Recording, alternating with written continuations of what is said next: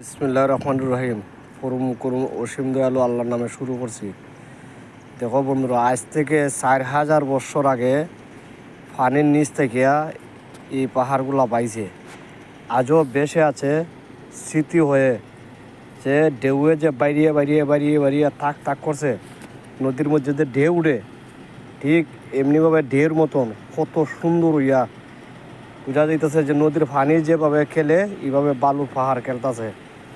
এই মালিকের এত নিয়ামত পাইয়া আমরা সেই নিয়ামতের শুকরিয়া আদা করতে পারি না।